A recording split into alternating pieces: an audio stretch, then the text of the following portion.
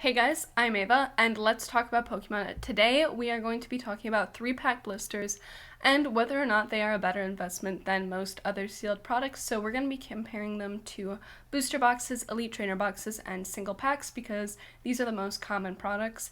Now, the reason we're talking about this is because I see all the time at least one person saying you're sleeping on 3-pack blisters, they're the best investment, they have the best returns, and today I really wanted to talk about whether or not that's true. So first we're going to look at this data before we think about the actual fees associated with selling, and I think you're going to see that the results are very different, so make sure to stick around till the end so you can see what really ends up happening.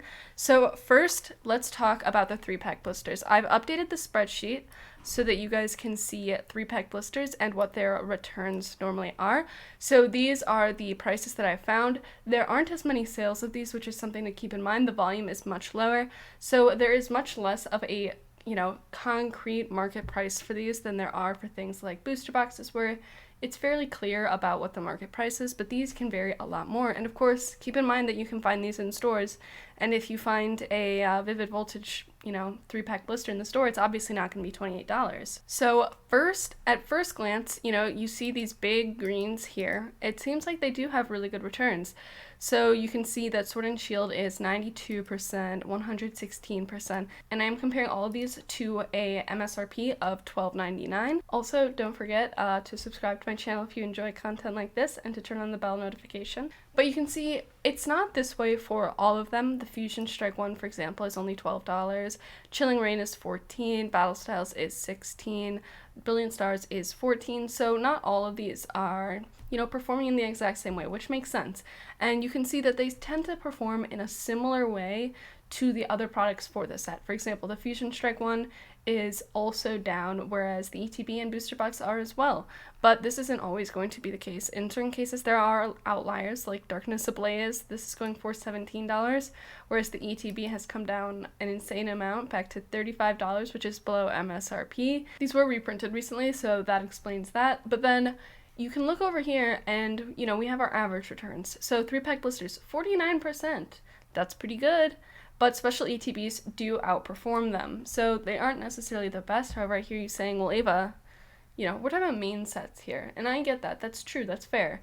And it does look like they are performing a lot better. You can look over here and see that a lot of the top performing items are 3-pack blisters. We have the Vivid Voltage 3-pack Sword and Shield, Evolving Skies, Rebel Clash. They're all doing quite well. However, something to keep in mind is that these are small items. So you have to invest a lot of time into selling every single one of these, unless you're going to be selling multiple at a time. If you're selling a lot of them, like 8 at a time, something like that, or a case of them, then it makes much more sense, I would say. But also, there are certain fees associated with selling them, so let's look at what happens when we actually go to sell them. So over here, you can see that I have a nice little spreadsheet to figure out what your actual take-home profit would be after all of the fees that you'd have to pay. So this factors in the sales tax rate that you would have to pay. I used 5% just because that's what it is in Wisconsin. Then there are selling fees. We're using 12.75% just for this. You can change all of these. All of the blue numbers in this spreadsheet are hard-coded. And then there's also the shipping costs.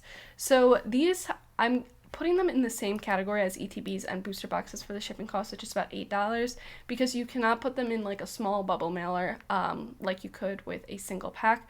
So you're gonna have to pay a pretty steep shipping fee.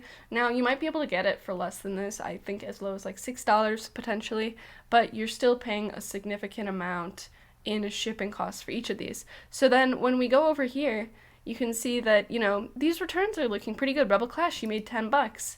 But by the time you actually go to sell it, you have 17 cents of actual profit, which is less than 2% gains, and 2% gains on $12.99 is not a lot. Whereas the ETB, you have $28 you're netting, and the booster box, which did not appreciate as much, you're still getting $47, and you still have to put it in the same amount of time to every single one. So yes, the upfront, appearance of the returns is lower, and of course these are fairly new products. you know, if you go back and look at, say, XY products, it might be different. The issue is, as I said earlier, that there isn't a lot of sales volume for these new ones. So imagine how much it is, you know, how scarce it is for those XY products. It's going to be pretty hard to find a lot of reliable data, and you're also going to have to sit on these products longer.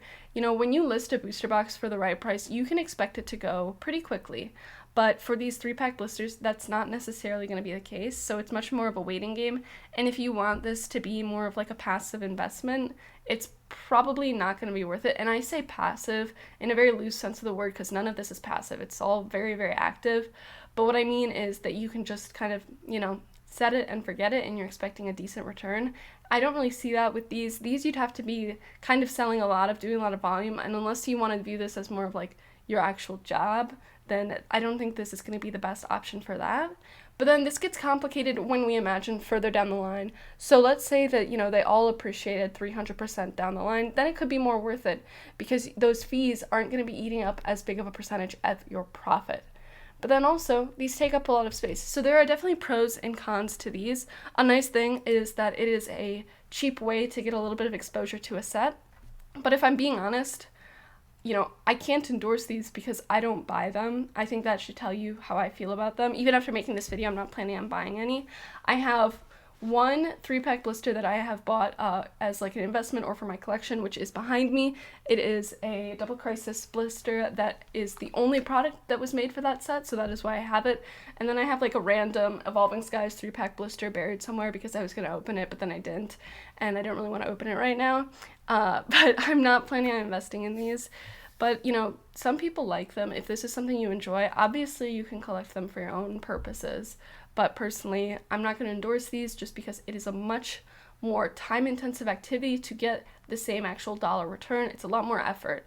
And also they take up space. So that's, you know, those are two pretty big cons when you live in a shoebox. But I just wanted to make this video very, very quickly to show you guys why I think these aren't necessarily the best investment you could be making. If you guys enjoy this video, please subscribe to my channel and comment down below whether or not you've invested in 3-pack blisters in the past or if you're going to continue to. And also, what's your exit strategy with them? I'm very curious whether people are trying to flip them more so, or if they're planning on holding them for the long term. You might disagree with what I have to say, and that's totally fine.